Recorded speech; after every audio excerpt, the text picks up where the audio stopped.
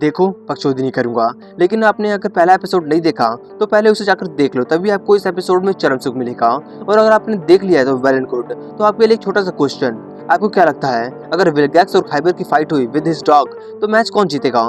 जल्दी अपना जवाब कमेंट बॉक्स में लिख दो, हम भी तो देखें दोनों में से असली अंतर है कौन। पर अभी के लिए एपिसोड में आगे बढ़ते हैं।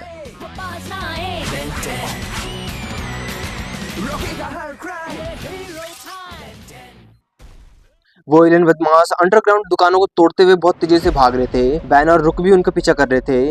रुक बैन को देख समझ जाता है कि वो बहुत ज्यादा हैरान है, और सही में वो हैरान भी था, क्योंकि उसे नहीं पता था कि बेलवुड के नीचे इतना बड़ा शहर है। पर रुक अभी बैन से उन बदमाशों को पकड़ने पर ध्यान देने को कहता है। चले पार्टनर। बैन भी चलने के लिए तैयार था, पर पार्टनर वाली बात उसने अभी डिसाइड नहीं की। पीछा करते करते बैन एक गुफा के रास्ते आ जाता है। बैन को उन्हें पकड़ना था, इसलिए वो एक्सेलरेट एलियन बनने के लिए ओमनिट्रिक्स चालू करता है, पर कमबख्त ओमनिट्रिक्स उसे एनआरजी एलियन में ट्रांसफॉर्म कर देता है। बैन ओमनिट्रिक्स के झमेले से परेशान था। अब तक वो वाटर और रोबोट वाले बदमाश भी भाग चुके थे, पर तभी वहाँ पर रुक आ जाता है और अपने प्रोटो टूल की मदद से उस चिकन वाले पर करंट वाला जाल फेंक कर वहीं पर ढेर कर देता है। अब एनआरजी और रुक उसके पास आ जाते हैं। एनआरजी उससे पूछता है कि आखिर ऐसे एलियन गुंडागर्दियों के पीछे किसका हाथ है, पर वो चिकन उसे कुछ नहीं बताता। तभी उस टनल में एक ट्रक तेजी से उनकी तरफ बढ़ रहा था। एनआरजी जल्दी से उस चिकन को साइड फेंक देता है, पर खुद उस ट्रक के आगे आ जाता है और उसे रोकने की कोशिश करने लग जाता है। रुक उसके ऊपर ही था और थोड़ी देर जोर लगाने के बाद वो उस ट्रक को रोक ही लेता है और एनआरजी फिर से बैन में बदल जाता है। बैन हैरान था क्योंकि वहाँ पर बहुत सारे एलियंस थे, इसलिए आसपास देखने के लिए रुक को चलने को कहता है। दूसरी तरफ खाइबर अपने डॉग को ढूंढते ढूंढते उस टनल में आ गया था, और खाइबर जैसे ही सिटी जाता है उसका डॉग भी वहां पर पहुंच जाता है। उसके आने के बाद खाइबर बैन को ढूंढने के लिए अपने डॉग को कहता है, और उसके लिए ज्यादा मुश्किल नहीं था क्योंकि हर जगह बैन के निशान थे। फिर क्या, वो डॉग बैन की स्मेल सूंघता है और फिर से एक दूसरे मॉन्स्टर में ट्रांसफॉर्म हो जाता है और बैन का पीछे चला जाता है। बैन और रुक पूरे अंडर टाउन में घूम रहे थे, और हाँ, बैन कुछ ढूंढ भी रहा था खाने के लिए क्योंकि उसने सुबह से कुछ नहीं खाया था। रुक उसे बताता है कि वो पहली बार अपने घर से दूर आया है, उसके होम रेवना प्लैनेट से। उसने वहीं पर चावल की बोरियों को चूहे से दूर करते करते अपनी ट्रेनिंग ली है। बैन थोड़ा हैरान था कि उसने चूहों से लड़ते लड़ते ऐसे सीखा है। रुक बैन से कहता है कि उन्हें उन बदमाशों को ढूंढना चाहिए, पर बैन उसे रिलैक्स करने को कहता है क्योंकि बहुत जल्द छोटे गुंडे जल्द उसे ढूंढने आएंगे अपने बॉस के कहने पर रुक को तो इन्वेस्टिगेशन करना ही था। वो एक एलियन गुब्बारे से पूछता है, और हाँ, वो गुब्बारा रास्ता बता भी देता है, पर बैन उस पर ध्यान नहीं देता। बैन को तो बस खाना ढूंढना था अपनी भूख मिटाने के लिए। कुछ मिलता भी है तो वो बहुत ज्यादा अजीब होता है। बैन शॉपकीपर से पूछता है कि क्या ये उसके लिए सेफ है, पर तभी वहाँ पर वही मॉन्स्टर के रूप में वो डॉग आ जाता है और सब कुछ तबाह करते हुए बैन पर हमला कर देता है। बैन बचकर ह्यूमंगोसॉर एलियन बनने के लिए ओमनिट्रिक्स चालू करता है, लेकिन ओमनिट्रिक्स फिर से बैन को ह्यूमंगोसॉर की जगह वाटर हैजर्ड एलियन में ट्रांसफॉर्म कर देता है। वो ओमनिट्रिक्स को कोस ही रहा होता है कि वो मॉन्स्टर वाटर हैजर्ड पर हमला कर देता है, पर वाटर हैजर्ड अपने वाटर गन से मारकर उसे दूर भी कर देता है। रुक उसकी मदद के लिए फायरिंग करने ही वाला होता है कि वाटर हैजर्ड उसे रोक देता है, वो सब अकेले संभाल लेगा। फिर उस मॉन्स्टर पर लगातार वाटर गन से हमला करने लग जाता है, लेकिन वो मॉन्स्टर भी पानी से बचते हुए वाटर हैजर्ड पर कूद पड़ता है और वाटर हैजर्ड पर भारी पड़ने लग जाता है। अब तो वाटर हैजर्ड रुक से मदद मांगने ही लग जाता है, पर रुक कहता है, आप संभाल लेंगे, मैं आपके बीच में नहीं आना चाहता। पर वाटर हैजर्ड कहता है, मैं डायलॉग मार रहा था, अब बीच में पढ़ो। ये सुनते ही रुक अपने प्रोटो टूल से फायर करके उस मॉन्स्टर का मुंह बांध देता है और फिर वाटर हैजर्ड उसे उठाकर दूर फेंक देता है, पर वो मॉन्स्टर उस रस्सी को तोड़कर फिर से उन दोनों पर हमला कर देता है। लेकिन इस बार बैन और रुक एक साथ उस मॉन्स्टर से लड़ रहे थे। दूसरे खाइबर भी उन्हें देख रहा होता है और उसे लड़ाई फेयर भी नहीं लगती क्योंकि एक के खिलाफ दो थे, इसलिए उस जोर से सीटी बजाकर अपने मॉन्स्टर को वापस बुला लेता है।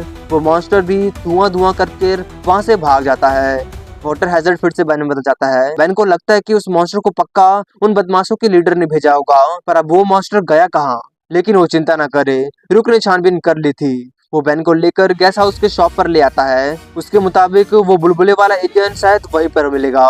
रुक मास्क लगाकर बैन से पूछता है, तैयार? फिर उसका गेट तोड़कर अंदर आ जाता है। फिर अपना बैच दिखाते हुए अंदर मौजूद सभी को अपना हाथ ऊपर करने को कहता है। बैन भी अंदर आ जाता है और जल्दी से टेरेस्पिन एलियन में ट्रांसफॉर्म हो जाता है और तेजी से गोल गोल घूमकर वहाँ पर मौजूद सारा गैस बाहर निकाल देता है। अब वहाँ पर मौजूद सभी के सांसें फूलने लग जाते हैं। थोड़ा ढूंढने के बाद उन्हें वो बुलबुले वाला एलियन मिल भी जाता है। वो भागने की कोशिश कर रहा था, पर रुक और टेरेस्पिन उसे घेर लेते हैं और उसका हेलमेट ले लेते हैं। टेरेस्पिन उससे पूछता है कि उन धमाकों के पीछे किसका हाथ है, नहीं बताएगा तो वो बहुत गंदा पीटेगा। वो एलियन कहता है कि पहले उसका हेलमेट दो, तब वो बताएगा। उसकी सांस फूल रही है। रुक उसके बातों में आ जाता है और उसका हेलमेट लगा देता है। फिर क्या, वो एलियन अपने हेलमेट में गैस भरकर रॉकेट को ऑन कर वहां से उड़कर भागने लग जाता है। पर टेरास्पिन भी उसका पीछे करने लग जाता है और रुक उसके ऊपर ही था। रास्ते में टेरास्पिन रुक से पूछता है, तुम्हारा कभी किसी असली बदमाश से सामना नहीं हुआ ना? रुक कहता है, मैंने उसके बारे में पढ़ा है और ट्रेनिंग भी ली है। और फिर उस मास्क को उतारते हुए कहता है कि इस बार वह उसे जाने नहीं देंगे, वो चूहा अपनी बिल तक जरूर लेकर जाएगा।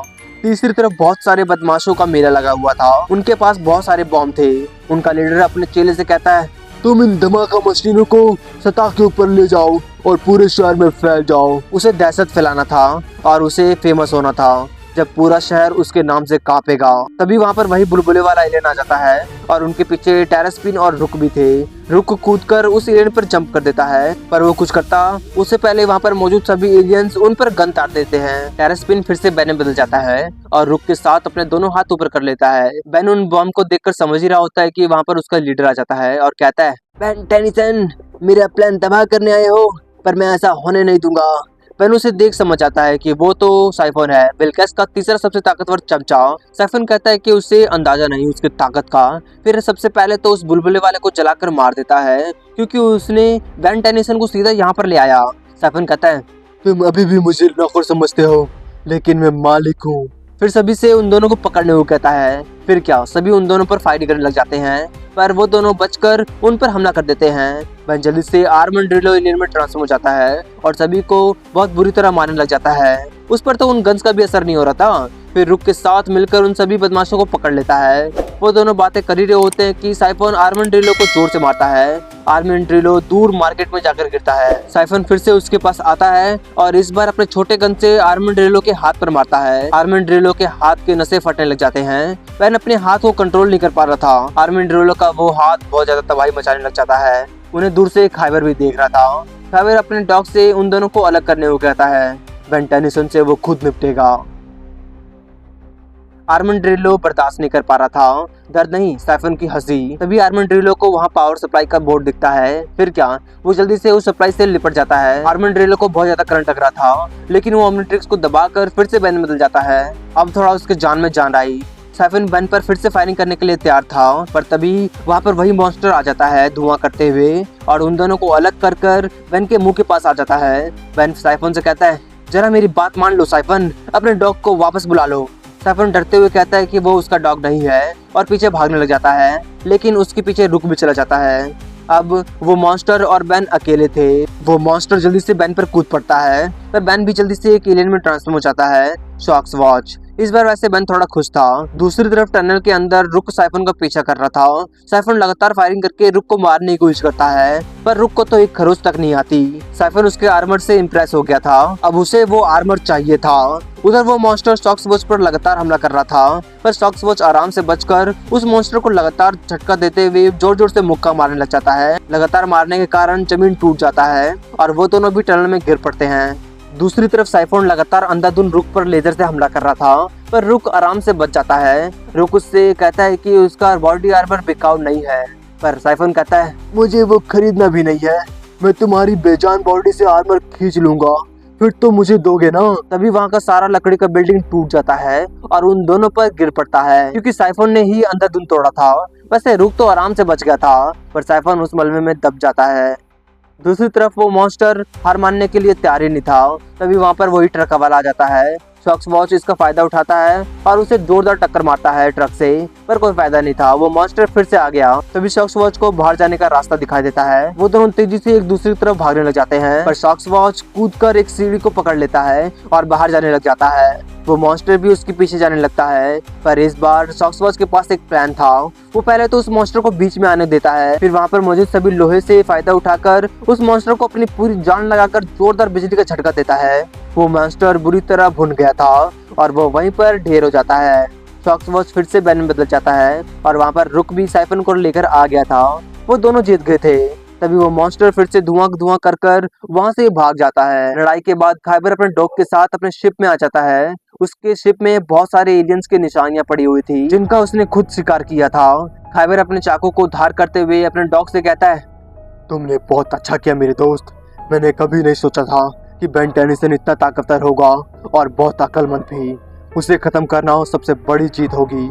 ये मेरा यानी खैबर एक शिकारी का वादा है। उधर रुक ने प्लम्बर वाले को भी बुला लिया था। ग्रैंडपा मैक्स बेन से पूछते हैं कि उसे उसका पार्टनर कैसा लगा।